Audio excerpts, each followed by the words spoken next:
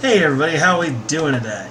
So, time to get to some globalism talk, at long last.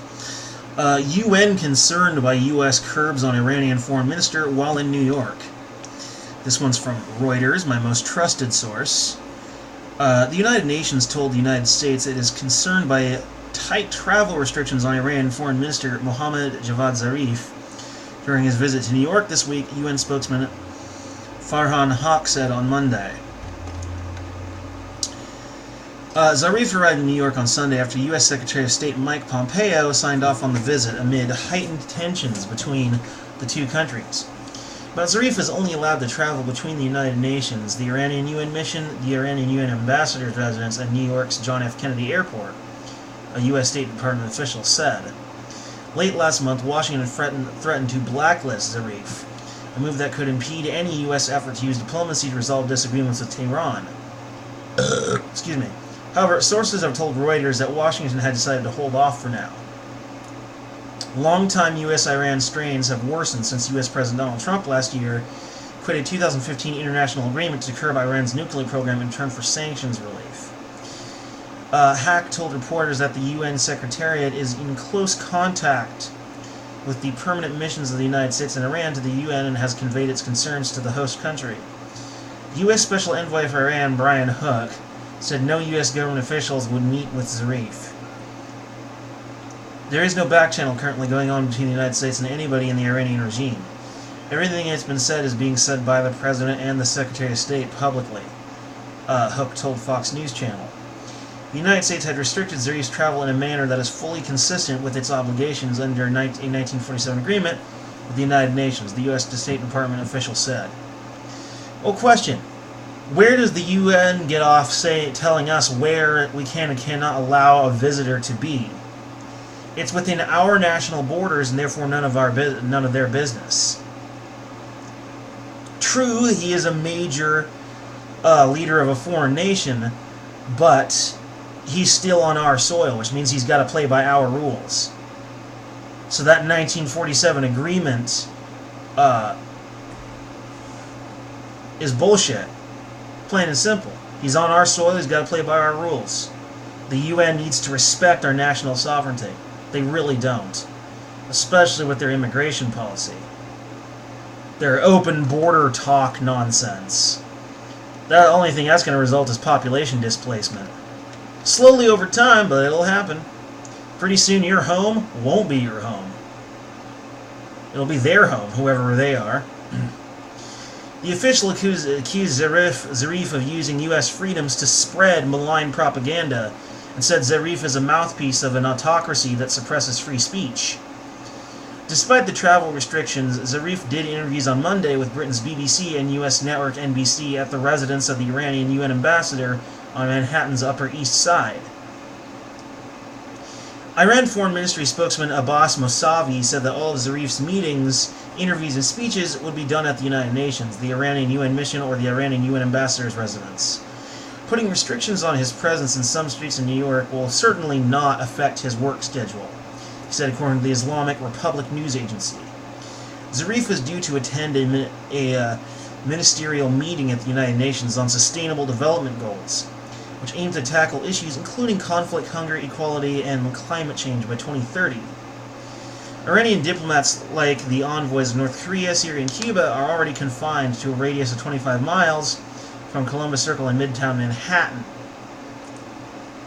Under the 1947 UN Headquarters Agreement, the United States is generally required to allow access to the United Nations for foreign diplomats. But Washington says it can deny visas for security, terrorism, and foreign policy reasons. In April 2014, the United States would not grant a visa to Iran's chosen UN ambassador, Hamid Abu-Talebi, because of his links to the 1979-1981 Tehran hostage crisis, when radical students seized the U.S. Embassy and held 52 Americans hostage for 444 days. Abu-Talebi said he acted only as a translator.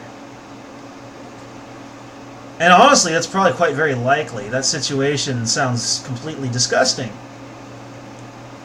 They would need a translator, and I find that to be very believable.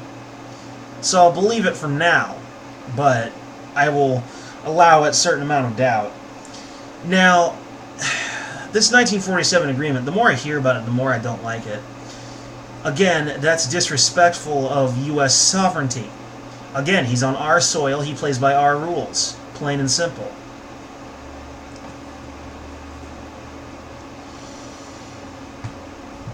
Now, on to the accusation of him using U.S. freedoms to spread malign propaganda, and saying that he's a mouthpiece of an autocracy that suppresses free speech. And it is true, while Iran does suppress free speech, I have not heard of Zarif spreading anything that would be considered malign propaganda. Not that I've heard.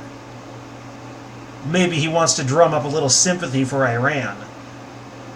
And I think it could use a little sympathy, as they've been put into a situation that honestly is pretty difficult to deal with, especially with the U.S. being as militant as it is. But, yeah, I'm not saying Iran are perfect angels. They do some pretty horrible things to their citizens. But, yeah, no, it's a difficult situation to comment on. Iran complained to a UN committee, but ultimately ended up appointing a new ambassador in early 2015. We can request they use different ambassadors. We can restrict their travel. Get over it. Our soil, our country, our rules. We do not have to capitulate to the wishes of the United Nations.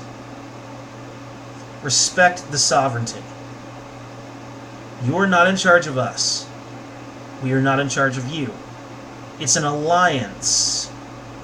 It's a group. It's an agreement. It's a band of a sort. And the guitar player can't tell the drummer where to keep his drums. Or where he can't put it, because they're his drums. And it's probably in his house anyway. His house, his rules. Similarly, the UN should not be able to tell us where we can and cannot allow the travel of an ambassador, regardless of any agreement. Although if it is written up, it's too late. We've already made a statement, and now we have to work within that.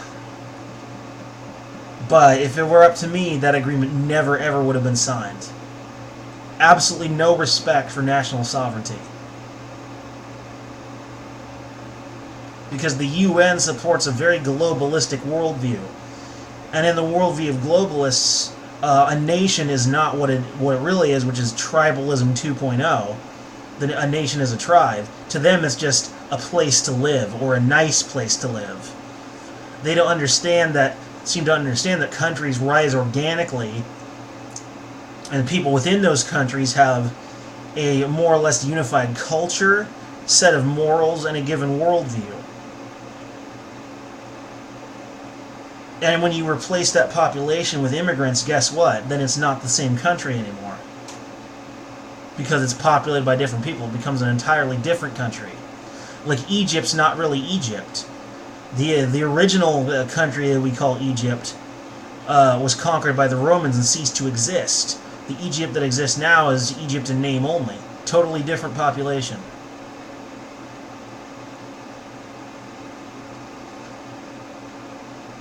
If you replace America, a population of descendants of colonists and slaves who are now free and have the right to be so, certainly, then it ceases to be America. And hell, I live in a community where there's actually several Asians and lots of Russians, actually. So, hey, I'm fine if they're here. And they assimilate into the culture very well, as they should. Anyway,